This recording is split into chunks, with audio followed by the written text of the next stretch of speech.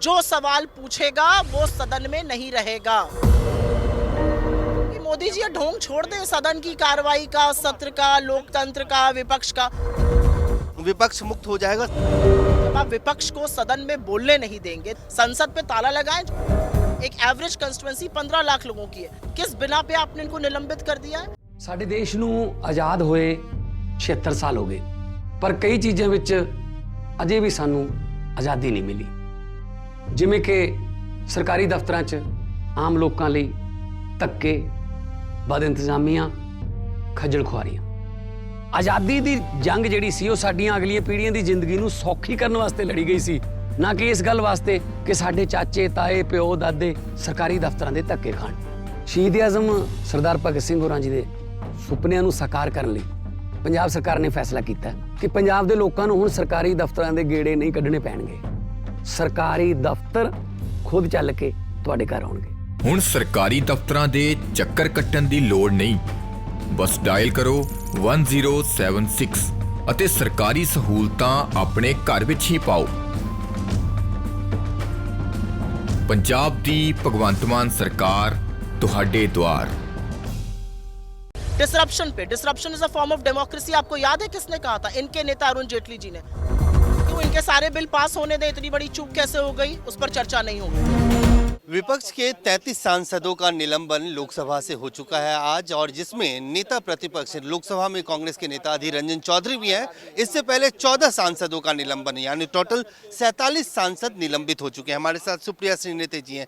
क्या सुप्रिया जी, अगर यही रफ्तार रहा तो अगले 2-3 दिनों में विपक्ष मुक्त हो जाएगा? मैं तो कह रही हूँ कि मोदी जी ये ढोंग छोड़ दें सदन की कार्रवाई का, सत्र का, लोकतंत्र का, विपक्ष का, सारा ढोंग छोड़ दें।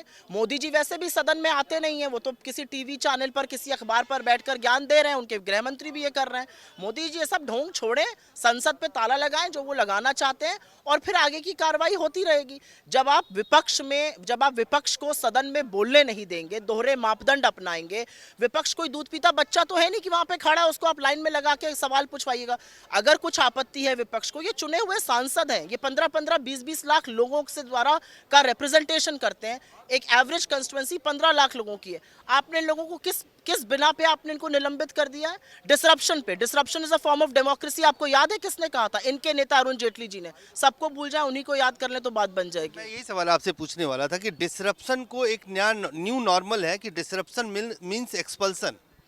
मोदी सरकार, disruption does not mean expulsion, any question means expulsion. जो सवाल पूछेगा वो सदन में नहीं रहेगा, पीरियड। ये तरीका है सदन चलाने का नरेंद्र मोदी और उनकी सरकार का। लोकसभा स्पीकर कह रहे हैं सुरक्षा में चूक का मामला है, जांच के लिए दे दिया गया है, सदन में हंगामा मत कीजिए, सदन चलने दीजिए। क्यों इनके सारे बिल पास होने दें, इतनी बड़ी चूक कैसे हो गई, उस पर चर्चा नहीं होगी। बेरोजगारी का इतना भयावह रूप है कि लोग ये करने को मजबूर हैं, उस पर चर्चा नहीं होगी। महंगाई आसमान छू रही है, उस पर चर्चा नहीं होगी। आर्थिक असमानता पे चर्चा नहीं होगी।